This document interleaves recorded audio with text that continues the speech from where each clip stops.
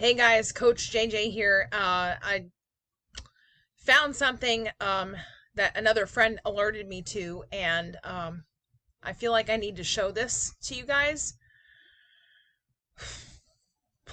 This is not cool. I'm going to show you. Okay, so here's my phone. I don't know if you can see it, right? And so I have an Android phone. And I'm going to push this little button right down here. It's a little square. And so it's going to bring up my Google Assistant. And watch what it does. Let me first off check my settings here. Okay. All right, so I'm turning the volume up so that you guys can hear. I'm going to do it now. So watch here, I'm pushing here. Sing me a song. Oh, okay. Here goes. Oh, I'm singing a song. I'm your assistant and I'm singing la la la la la la la la la. apparently they took it down, but I did this yesterday and I was very alarmed at what I saw. Sing me the vaccine song. Let's celebrate that we have the vaccine to help us bring a change to this whole routine. It can help us build our immunities while taking care of our communities. Vaccines are safe and an important step towards opening up and shaking hands again and going somewhere we couldn't visit for months, protecting ourselves and the world at once. Scientists work tonight. When I did this, and I did this like 3 times to test it, and all I said was sing me a song. That's what came up. As many of you know, I'm a public health professional, and I'm all about, education, and yes, I support vaccinations and things like that. That right there, though, that is propaganda at its finest. And we should be extraordinarily alarmed about the fact that a social media platform is doing this. And it may be that because I've already done it 3 times that it's not going to send me that thing again. But the first thing that it sent me was this when I did it the other day. We all need to be really alarmed. And I am here to remind you, A, vaccinations have been demonstrated to help people become less severely ill. They have not, at this point, been demonstrated to stop transmission of this virus. Full stop. They have not been demonstrated to avoid transmission. Additionally, we have to question the process through which they have done this, because we're now seeing, again, this new variant.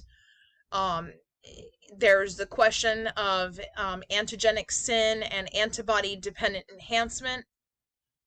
Those questions remain to be answered by the experts. There's not enough data yet. At the end of the day, you, as an individual, independent human, have the number one right to autonomy over what happens to your body without coercion, without being forced to make a decision under duress, with exceptions for any medical or philosophical, religious type beliefs that you have. So anybody that's going to sit here and tell you that you're a terrible person for having got the vaccine or not getting the vaccine, or should you get a booster or whatever, they can go exit stage left, and that's putting it very nicely.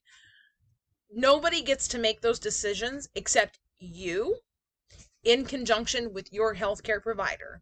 And even if your healthcare provider says, no, I don't think you should do it, but you really feel like you should do it, that decision is on you, and you are well within your right to do that. By the same token, you are also well within your right to say, hey, doctor, I don't know about this. And they say, yeah, do it. And you're like, I don't know. I have some misgivings. You're well within your right to make that decision. Do not let anybody coerce you or try to manipulate you or try to use punitive measures against you with regard to this. This is an individual medical choice. You have the right. Like, I personally, like, I'm aware of the Constitution and all that stuff. We all have the First Amendment, at least here in the U.S., we have the First Amendment right to free speech, and that's great.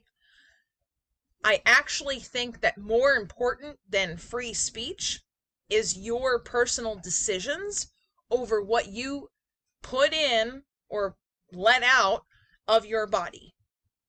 Because at the end of the day, no one else has to answer to that except you. I also find it extremely problematic that these new medications, and I'm calling them medications because they do not traditionally fit the definition of an actual vaccination. And I'm not here to argue with anybody about that. I'm talking specifics in linguistics and terms and definitions that are well established. At the end of the day, no one is going to have to pay the price for either way you decide, except you and possibly your family and possibly your employer. I have a huge problem with the fact that folks who have had issues with having this done have no recourse. They have websites and things that say, oh, well, contact us here. There are people that have had issues that are not being compensated appropriately for those issues. And the emergency use guidelines at this point hold these companies without indemnity. Meaning that, okay, well, you took this thing, it was an emergency use thing, you got sick, oh, well, you're on your own. And I've heard stories of people that unfortunately have had bad reactions to where their medical care is now in the millions of dollars. They're capped out on their personal health insurance, and there's no money. And to pay for the services that they require, the treatments that they require. And when they reach out to the individual companies that have produced these inoculations, they're not getting help. I find that very disturbing. At the end of the day, don't listen to the propaganda.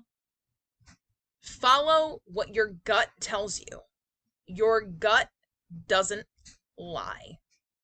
And it doesn't matter how much information, how much science you could read or pay attention to. If at the end of the day, your gut says, I definitely should do this, do it. Understand there are risks. If at the end of the day, your gut says, nope, don't do it.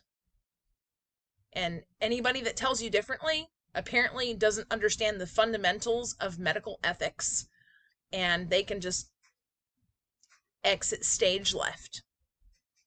That's all for today. I'll be back again soon.